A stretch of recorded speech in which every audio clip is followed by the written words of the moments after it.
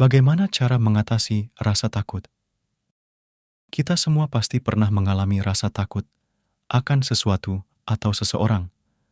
Misalnya, rasa takut gagal saat memulai bisnis, takut kehilangan pekerjaan, takut tidak lulus ujian masuk perguruan tinggi, atau takut berbicara dengan bos Anda di kantor. Seringkali saat kita berbagi cerita tentang ketakutan kita kepada teman atau sahabat, mereka dengan mudah mengatakan bahwa tidak usah terlalu dipikirkan. Itu cuma imajinasimu, atau itu cuma di pikiranmu aja. Dan berharap bahwa kata-kata itu akan menghibur dan membuat kita melupakannya. Padahal, rasa takut dan cemas itu nyata adanya, dan merupakan sebuah perasaan yang kuat, sampai-sampai seringkali disebutkan bahwa rasa takut dan kurang percaya diri adalah musuh nomor 1 dari kesuksesan. Jika rasa takut dianggap sebagai sebuah penyakit, maka obat dari rasa takut adalah action atau tindakan.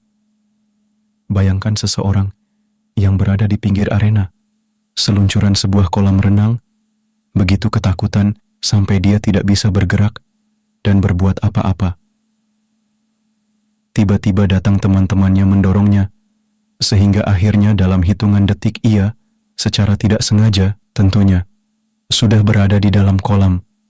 Ia pun menyadari bahwa ternyata melompat dari atas ke dalam kolam renang bukanlah hal yang semenakutkan yang dibayangkannya, dan segera tertarik untuk mencobanya lagi. Jadi, adanya tindakan mengalahkan ketakutan. Izinkan saya berbagi sebuah cerita lain dari buku The Magic of Thinking Big, karya David J. Schwartz. Suatu hari, seorang manajer sales dari sebuah perusahaan mendatangi Schwartz untuk meminta tolong dan bercerita bahwa ia takut ia akan kehilangan pekerjaannya karena jumlah penjualan di departemennya yang terus menurun belakangan ini. Setelah mendengar cerita dari si manajer ini, Schwartz bertanya apa tindakan yang sudah ia lakukan untuk mengatasi hal ini. Pertanyaan ini membuat sang manajer tertegun, bingung dan bertanya pada Schwartz, apa maksudnya? Schwartz pun menjawab bahwa ia mengerti bahwa si manajer sedang takut dan cemas akan nasib karirnya. Tapi tindakan apa yang si manajer ini lakukan untuk mencegah kehilangan pekerjaan atau setidaknya mengurangi dampak negatifnya? Saking bingungnya, sang manajer sampai tidak punya rencana. Schwartz pun menyarankan untuk segera melakukan 2 tindakan. Pertama, tuliskan beberapa langkah yang mungkin dilakukan untuk meningkatkan penjualan dan segera dijalankan.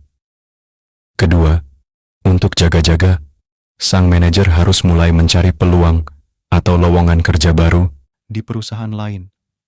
Setelah beberapa minggu, si manajer menelepon Schwartz dan mengatakan bahwa setelah pembicaraan mereka, ia menjalankan beberapa cara untuk menaikkan penjualan dan berhasil meningkatkannya dengan jumlah yang banyak, plus ia juga mendapatkan tawaran bekerja dari 2 perusahaan yang berbeda, namun ia masih belum menerimanya karena kondisi penjualan di perusahaannya yang sekarang sudah lebih baik seperti yang kita lihat dari kisah di atas. Saat kita takut, kita lupa bahwa ada tindakan yang bisa kita lakukan.